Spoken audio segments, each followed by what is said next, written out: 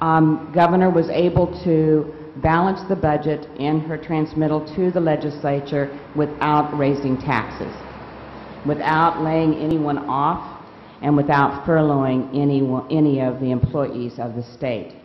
It does, though, utilize federal stimulus dollars. It redistributes a portion of the tobacco settlement funds.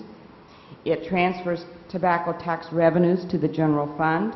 It advances the general excise tax filing date. It removes the exemption for certain special funds from assessments. It discontinues employer-funded group life insurance for the state employees, and it seeks adjustments to the health benefits for the EUTF. And it further tightens Act 221 that many of us have heard about over the last, especially the last year, in regards to the effectiveness of that particular law. With that, I have two things to report from last meeting.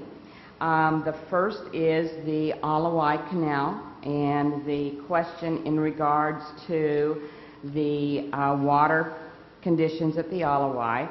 And I'm happy to report that the Department of Health is out there on a daily basis, or at least every couple of days, testing the water.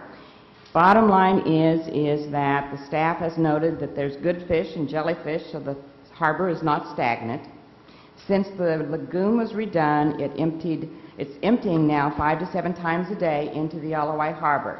Now there is a flow to the dead ends of the harbor, which has resulted in improvements to the biological processes in the harbor. Bottom line is it's actually improving the water conditions in the Alawai with the new lagoon, Hilton Hawaiian Lagoon features in the water that they're using. With that, I'm more than happy to answer any questions that you may have or comments. A couple of comments, but one it's good news that the health report on the governor, she came back and yes, everything's safe, so that's good news. And then, you know, the Saturday Night Live skit, you brought that up, and I think that's why I believe the board is bringing up this issue in Kapilani Park so much. Because if you haven't seen it, one of the parts was the local guy was saying, oh, you want to come to my house? Well, drive through the shanty town, take a left at the meth lab, and then if you see the pregnant 15-year-old, that's my sister, just ask for me. And it was really kind of disgusting, but that's because shanty towns, people come here, they may see that if they go to Kapilani Park. And that's not the image, you know, when the characterization becomes the character, it's scary. And I think, you know, if we beat the dead horse, it's because we don't want to see those sorts of characterizations. So I think everybody's starting to understand it, and I'm glad to see more and more people are taking an active effort, because we don't want to see this billion-dollar industry go down the tubes because of, you know, something that can be taken care of. Agreed. Thank you. Other questions? Joanne. Maybe because I'm not running for re-election, I'll be a contrarian. I think anytime somebody makes fun of you, it behooves you to sit down and say, is there a grain of truth in this? And I think one of the things, because it's not just in Saturday Night Live, you've seen it now in several movies, there is an impression, and I think somewhat well-deserved, that there are certain areas of the island that if you're Howley, you better not go there. Now, whether that's true or not, and I think it is, that's an image that we need to correct, and we need to correct it by correcting the reality. I mean, I'm still rocked by that guy who went out to Waianae, and all he did was take a photograph, and he ends up getting killed. Now I don't care how many ads you run, if that information gets back, you think we're going to be a tourist destination? So I think we need to really start taking a look at this, that if we want tourism as a destination, every single one of us has a responsibility to make people feel welcome here. They came originally because this was the land of aloha. They're not going to come here if they're going to get killed for taking a photograph or getting beaten in a Waikiki hotel if they're from Canada. And we all have to take responsibility for this. And the other thing that I've noticed, that I'm glad you keep bringing it up, is there's also sort of this arrogance as if we're the only resort destination there is. And perhaps one of the things that we should do is not just an education effort to get people to come here, but maybe we need more of an education effort so that people can realize everywhere else people can go. so that they don't have this arrogance, well, of course they're going to come to Hawaii no matter how we treat them, so that they know what Costa Rica looks like, so that they know what Mexico looks like, so they know what we're realistically competing against. Because I think sometimes we just have our head in the sand on this, and we don't realize how competitive we have to be if we really want to keep the tourist dollars coming in. Sorry for the tirade, but since I'm going out, I can just do whatever I want now. That was a good tirade. Thank you. All right, Les? Well, Marcia, I just wanted to add a little bit to what Joanna was saying, meaning there's a lot of violence going on in a lot of different states. I mean, just tonight on the news, 10 people got shot and killed in Alabama, you know? I mean, there's violence going on all over, so I think it's unfair to single out only Hawaii, maybe for political reasons, being that one party is more stronger in this state than that party, and things are being said on, you know, in media or whatever, you know. I think what Joanne said is we have to, you know, in a short phrase, is to get the word out, a positive word, you know.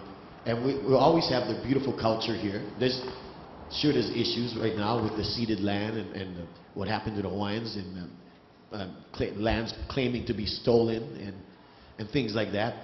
But I think we can move beyond that if we just find the common ground, meaning that we are a multi-ethnic group island. I think that sells most of all about this beautiful state that we're in, and I'm happy to be a part of it. And I thought it was tasteless what Saturday night did, you know. But what do you expect from Hollywood types? You know, they'll do anything for the money in the short term, not thinking about the long-term effects that it'll have on manipulating the masses through media. And sometimes that kind of stuff happens, but karma plays a card down the line sometimes when people do things like that. I really do believe that, but anyway. Thank you. Thank you, Joanne. Thank you. I wanted to ask you about something we started to discuss last meeting. I think I asked you about the governor's position on the privatization of the Alawai and those bills, and I think you said you didn't know or you weren't sure and you were going to get back to me. So I was wondering what you found, because I know that when Ray and others were down at the Capitol testifying, certainly that your chair of DLNR was testifying in support. So I assume that that the governor must support those proposals, even if they're not administration proposals.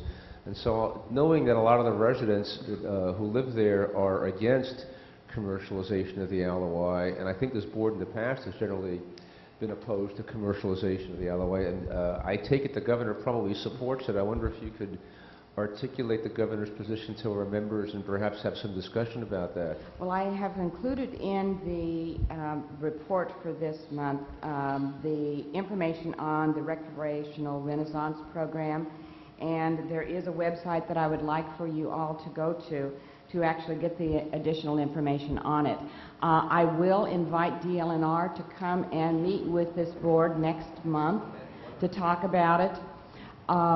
It is a multifaceted plan that they are wanting to initiate that would bring the parks, the harbors, and everything else up to the standards that each and every one of us want for our natural resources.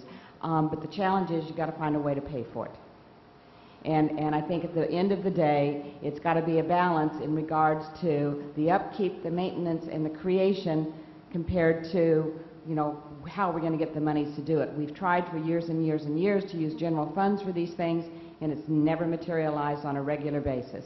And so now you have to figure out a way to raise the revenue. But I will have them here next month, and they can talk through the entire thing. That would be wonderful. Thank you. Thank Ray, you. Do you want to?